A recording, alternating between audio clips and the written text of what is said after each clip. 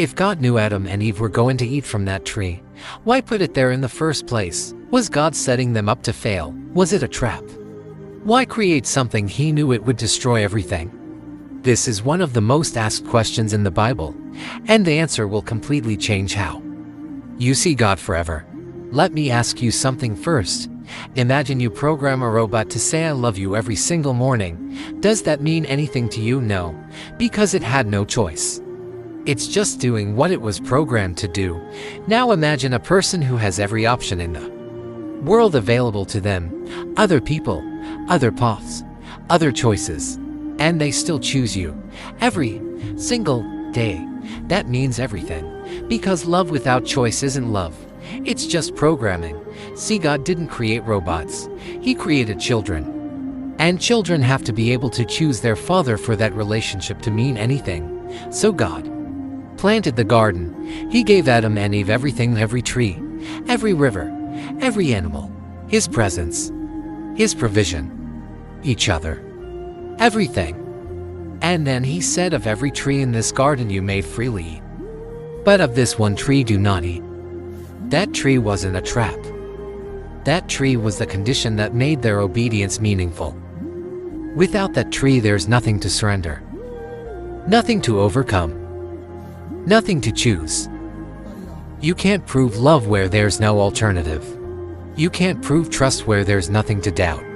God essentially said, I've given you everything. I just need to know one thing: do you trust me? It was never about the fruit. It was always about trust. And here's where Satan came in. Because Satan didn't attack their strength. He didn't come with force or power. He attacked their trust. He said, did God really say that? Are you sure he has your best interest? Maybe he's withholding something from you.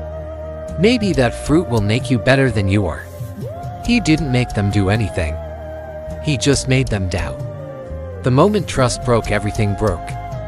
And here's what's beautiful and painful at the same time.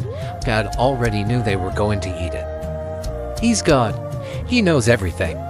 But knowing everything doesn't mean controlling everything. God is all-knowing, yes, but he is also the one who gave us free will. And free will means exactly what it says in chosen and controlled. Unrestricted. Think about it this way: if a parent can know their child is about to make a bad decision, they can advise them, they can warn them, they can say, don't do this, it will hurt you.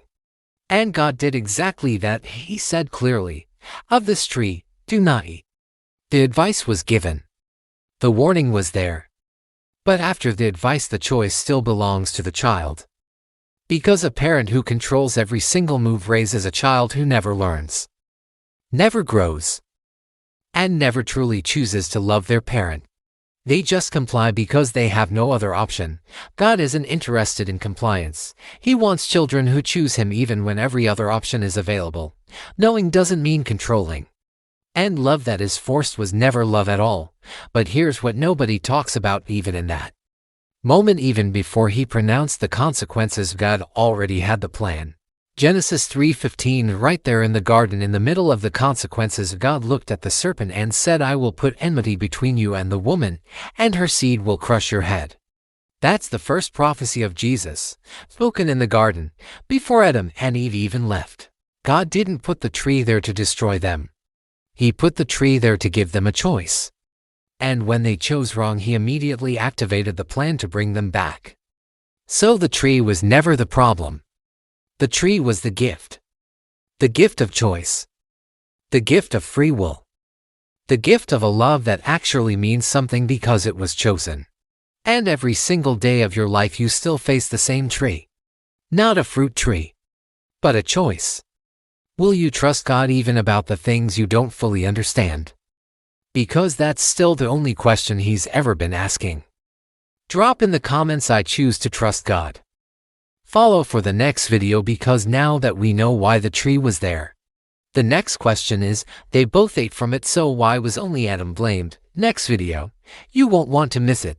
God bless you.